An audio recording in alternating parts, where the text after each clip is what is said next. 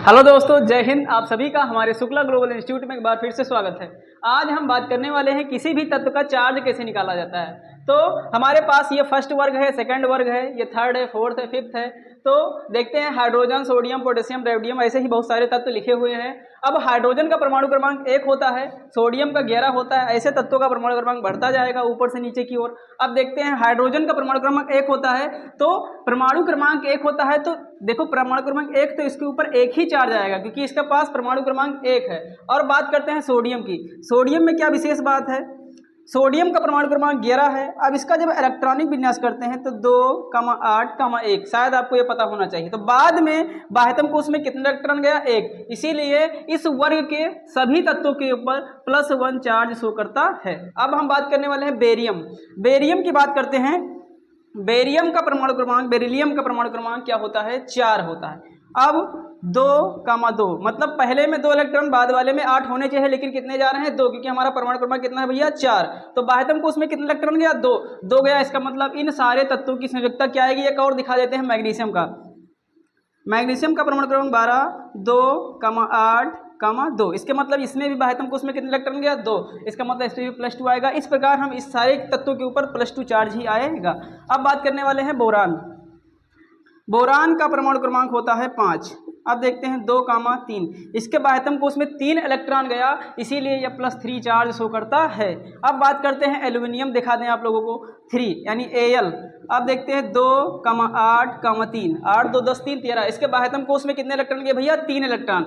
इसका मतलब इस वर्ग के सभी तत्व कितने संयोजकता शो करेंगे, 3। इनके मतलब चार्ज कितना आएगा, 3 आएगा। उसके बाद हम बात करने वाले हैं नाइट्रोजन।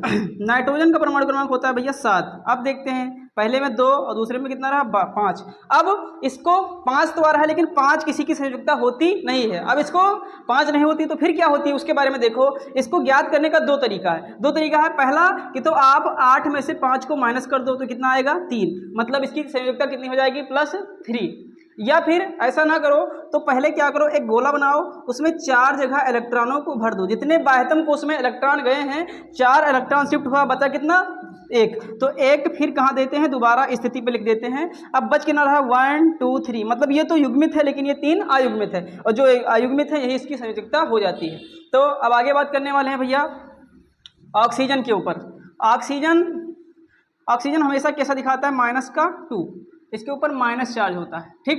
अब देखते हैं -2 कहाँ से आया। तो सबसे पहले बात करते हैं ऑक्सीजन का परमाणु क्रमांक 8 होता है, 2,6। इसका मतलब इसकी संयोजकता 6 बिल्कुल नहीं। अब की तो उसी तरीके से इस्तेमाल कीजिए। पहले 4 जगह इलेक्ट्रॉनों को फिक्स कीजिए, 4 जगह फिक्स कर दिया, बचा कितना, 6 में से 4 तो यूज हो गया, बचा कितना, 2। तो 2 बचा, 1 यहाँ लिख देते हैं, 1 यहाँ लिख देते हैं, बचा कितना, 2। ये 2 क्या है, नॉन पेयर है, अयुग्मित है, और ये 2 पेयर हैं। तो पेयर है तो इन्होंने जोड़ा बना लिया, लेकिन ये पेयर नहीं है। तो पेयर नहीं, इसलिए ये 2 जो दिख रहा है यही क्या है, 2 इलेक्ट्रॉन है।